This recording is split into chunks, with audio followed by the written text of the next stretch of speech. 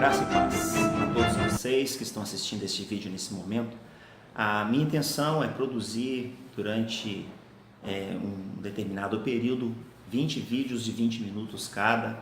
É o projeto 400. Eu dei uma pausa grande durante um bom período e tenho a intenção nesse momento de retomar com reflexões que envolvam aí em torno de 20 minutos para a nossa caminhada, e tenho certeza absoluta que vai trazer grandes benefícios e bênção para todos nós, porque eu entendo que todas as vezes que nós nos propomos a estudar a palavra de Deus, a ouvir a voz do Senhor através da sua palavra, de forma muito clara, Deus ele nos surpreende e fala conosco. A própria palavra do Senhor diz: quem tem ouvidos ouça o que o Espírito diz à igreja. Eu queria falar sobre uma temática hoje, entre dois grandes desafios que nós temos na nossa caminhada, que a bênção ou o abençoador. Parece muito óbvio, mas em determinados momentos da nossa vida isso pode acontecer, no sentido de termos que fazer determinadas escolhas, baseado inclusive no texto que está lá em Êxodo capítulo 33, versículo 1, 2 e 3, especificamente, e os versículos seguintes. Vamos tentar compreender esse texto. A Bíblia declara que Moisés havia se separado para Deus, buscado ao Senhor num alto monte, e lá permaneceu durante alguns dias. No momento que ele estava em ato de consagração, em busca a Deus a respeito de orientações do Senhor para o seu povo, uma vez que esse povo está recém-liberto do Egito, passou lá gerações no Egito, sem ter o convívio com a manifestação de Deus, do poder de Deus, da compreensão a respeito do Senhor, apenas do que tinham ouvido a respeito que Deus tinha feito nas gerações passadas. Vamos dizer assim que a última geração que vivenciou de forma poderosa o milagre de Deus na sua caminhada foi quando José, foi usado por Deus como governador e segunda pessoa mais importante do Egito, somente abaixo de Faraó, só Faraó estava acima dele. E a partir daí nós percebemos na própria história que o povo cresce em grande número no Egito. Há um determinado momento que o novo Faraó, preocupado com essa situação, resolve mandar matar todos os meninos hebreus. E tem a história do nascimento de Moisés, de que forma Deus o livrou. Anos mais tarde, Moisés é levado, enviado por Deus ao Egito para libertar o seu povo, com o propósito de voltar à terra de Canaã, a terra que mana leite e mel, terra essa que o pai Abrão na época, depois posteriormente chamado de Abraão, havia pisado. E Deus tinha declarado: onde você pisa aí a planta dos seus pés, olha para a sua direita, para a sua esquerda, eu estou hoje dando como posse a você e toda os seus descendentes. Havia necessidade agora de retomar e conquistar essa terra. E nesse processo de libertação do Egito, quando chega no Êxodo capítulo 33, Moisés então busca a Deus no intuito de pedir orientações, já que há um espaço de tempo muito longo, muito grande, sem esse povo ter essa experiência muito próxima de Deus, apesar de que recentemente haviam experimentado o poder de Deus através das 10 pragas no Egito, através dos milagres que Deus foi produzindo no deserto. O mar se abre diante deles, então está muito viva na memória, no coração deles, a intervenção sobrenatural de Deus. Mas nesse momento há necessidade de doutrinar o povo, de ensinar a respeito do povo. Por isso Moisés então sobe ao monte orientado por Deus, recebe ali as leis, mas antes dele descer, porque Moisés já estava demorando um longo período distante do convívio ali com o povo, eles constroem, eles fabricam um bezerro de ouro e começam a adorar esse bezerro de ouro, substituindo, entre aspas, o próprio Deus e inclusive Moisés. Deus então fala: Moisés, desce, porque este teu povo, se referindo ao povo hebreu, o povo de Deus, como o povo de Moisés, olha, o povo está pecando, desce. Moisés então desce e quando encontra aquela situação, Deus pune ali a idolatria, os idólatras, e Deus começa a fazer uma mudança nesse processo. Êxodo 33, Deus então declara: olha, Moisés, você e todo esse povo, como eu prometi, vocês vão herdar a terra prometida, vocês vão herdar a terra que mana leite e mel. Todos os povos que estiverem no caminho de vocês, aí há uma lista de povos, se não me engano, versículo 2 ou versículo 3 de Êxodo 33, que tiver à frente seus inimigos, eu vou mandar o meu anjo, ele vai abrir o caminho, vocês vão conquistar essa terra, a bênção que vocês sonham, uma vez que vocês saíram do Egito, com um propósito, que é atravessar o deserto e chegar a essa terra. Vocês vão chegar a essa terra, é promessa da minha parte que vocês vão chegar lá, porque eu vou enviar o meu anjo, ele vai abrir as portas, os inimigos, os povos contrários não vão ser empecilhos e vocês vão ser abençoados. Uma terra abençoada, a expressão mana, leite e mel, da ideia de prosperidade, de bênção. Então, Moisés segue esse caminho. Mas nesse momento Deus dá uma condição, Deus dá uma palavra que aquilo muda todo o discurso de bênção. Deus fala assim: vocês vão e vai ser bênção, e vocês vão conquistar, a terra é assim, assado, os inimigos, os povos inimigos serão derrubados, porque eu enviarei o meu anjo.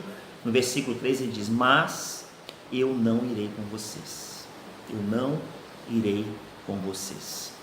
É interessante observar dentro desse ponto, desse pensamento, porque o que passava no coração desse povo? Qual era o verdadeiro desejo desse povo ao sair do Egito?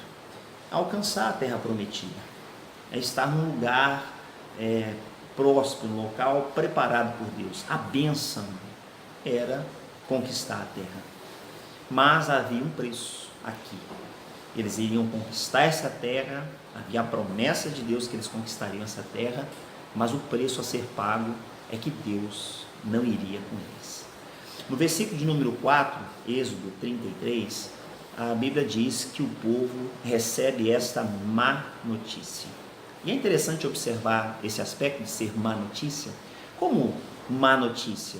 Se Deus diz que tudo aquilo que eles desejavam, todas as promessas, propósitos, desejos que eles sonhavam, e o principal deles, que é a terra prometida, Deus estava agora reafirmando que entregaria na mão deles. Por que má notícia? A má notícia está no fato de que o principal, melhor do que a bênção, o abençoador não estaria presente. O abençoador não estaria presente. E sobre esse ponto, esse tipo de reflexão, é que eu quero trazer para a nossa realidade nos dias de hoje. Quantas pessoas na nossa jornada, na nossa caminhada, talvez eu, talvez você que está aí assistindo esse vídeo, tem feito as escolhas pela bênção, tem buscado a bênção, tem pensado na bênção, tem sonhado com a bênção, e a bênção tem que ser conquistada no preço que for, no preço que for necessário ser pago. Eu quero alcançar esta bênção. E é interessante que quando nós pensamos sobre isso, em relação à bênção, nós não podemos nunca excluir o abençoador. Nunca podemos deixar de lado, deixar de que a bênção ela possa se completar de forma irrestrita, total, se o abençoador estiver junto. Por quê? Aí algumas coisas importantes para serem refletidas. Primeira coisa importante, a bênção, a exceção da bênção da salvação eterna, a própria expressão é dita, eterna, ou seja, algo que não tem fim. Todas as demais bênçãos, elas são circunstanciais, elas são passageiras. A bênção da eternidade, a salvação eterna, não, essa é eterna, essa é para toda a eternidade. Mas, por exemplo, a bênção da cura, você aí que está assistindo esse vídeo, às vezes tem buscado a Deus, pedido a Deus cura, e deve fazê-lo.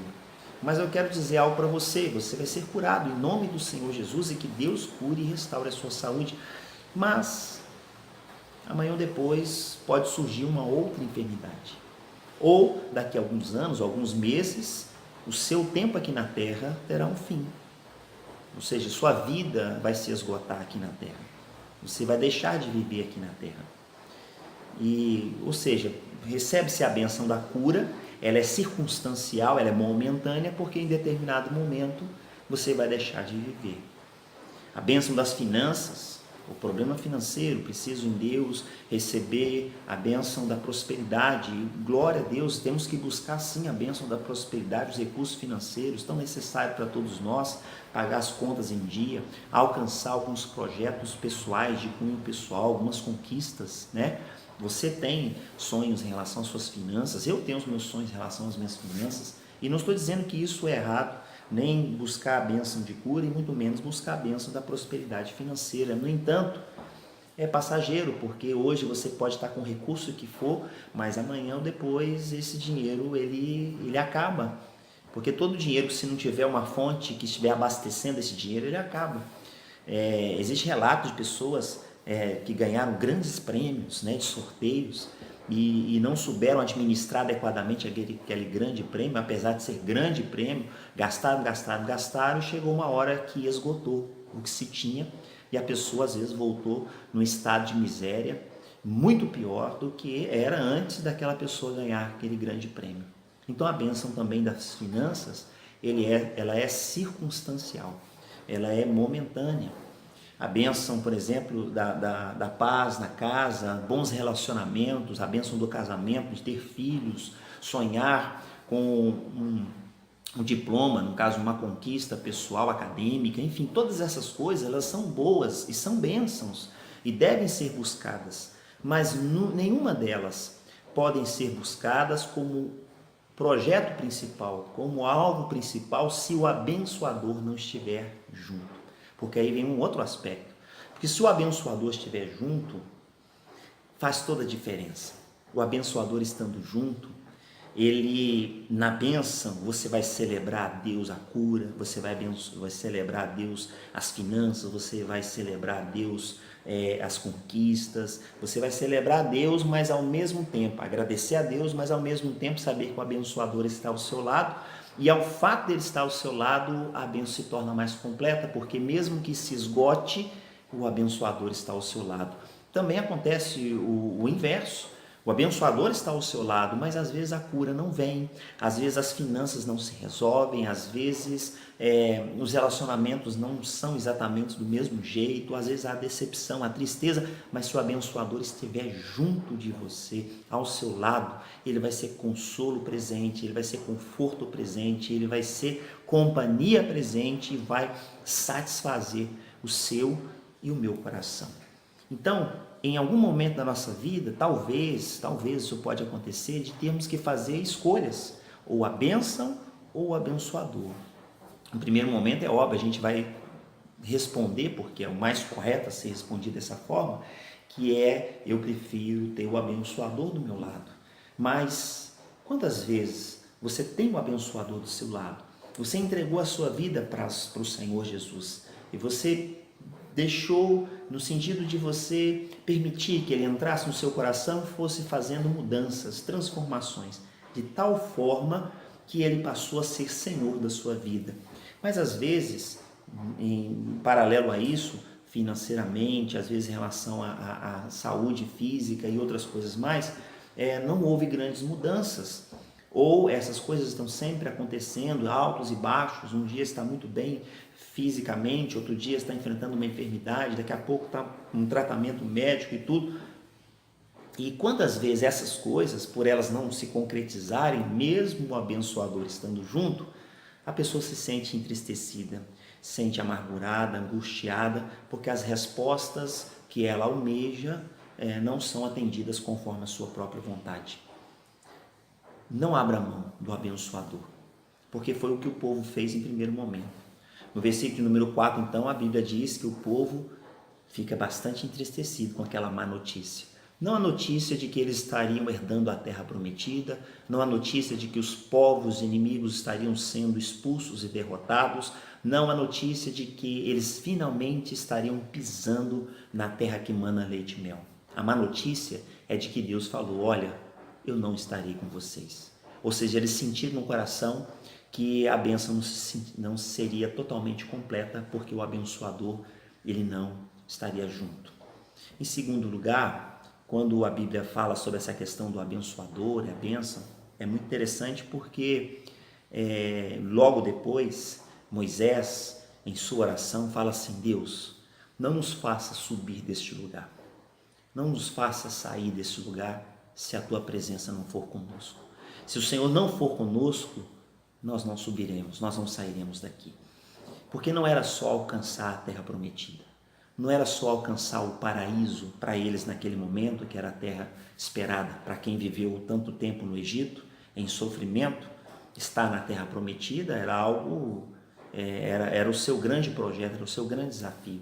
Mas a Bíblia fala então que Moisés faz essa oração sincera diante do Senhor: Deus, não faça subir daqui, até porque nós só chegamos aqui porque o Senhor esteve conosco. Nós só saímos do Egito porque o Senhor se manifestou lá no Egito. Nós só atravessamos o Mar Vermelho porque o Senhor esteve conosco para abrir aquelas águas. Nós só as águas de Mara foram transformadas em águas potáveis porque o Senhor estava conosco. Nós só comemos carne, nós só comemos o maná porque o Senhor estava conosco. E Moisés então usou de sabedoria, dizendo: Senhor, por mais que nós sejamos na Canaã, por mais que nós sejamos na terra que mana leite e mel, mas se o Senhor não estiver lá conosco, não será terra que mana leite e mel, não será terra prometida, não será lugar de paz, não será lugar de alegria, de regozijo, porque o abençoador, que é o Senhor, não estará conosco. Que seja assim também na sua vida, na nossa vida. Almeje coisas, sonhe sim, queira cura, restauração, bênção financeira, queira um casamento abençoado, queira a bênção de Deus sobre os seus filhos, sobre toda a sua casa, mas não abra mão do abençoador estar contigo. Não abra mão de que o Senhor, o abençoador, caminhe ao seu lado dia após dia, porque isso faz toda a diferença. Porque Ele estando ao seu lado, todas as bênçãos que você receber, ou até mesmo quando não receber, a sua vida terá sentido. Porque o abençoador, que é Deus, estando do nosso lado, Ele governa sobre nós. Ele nos direciona sobre todas as coisas. Nós nos sentimos totalmente completos quando realmente o abençoador, que é Deus, está ao nosso lado, companhia perfeita, nos acompanhando diariamente em toda e qualquer situação. Deus é esse abençoador, é esse que quer estar conosco, que quer promover em nós um relacionamento de proximidade, de intimidade, um relacionamento eterno. A bênção é necessária para mim e para você. Não abra mão, evidentemente, da bênção, sonhe e queira a bênção, mas mais do que desejar e querer a bênção, deseje a presença do abençoador ao seu lado, em sua casa. Até porque, até naquelas horas mais difíceis que porventura surgirem ou acontecerem, até mesmo aqueles instantes, aqueles momentos mais complicados, tenebrosos, tempestuosos, que muitas vezes acontecem na nossa vida, porque o próprio Senhor Jesus nos advertiu que no mundo nós passaríamos por aflições, que deveríamos ter bom ânimo.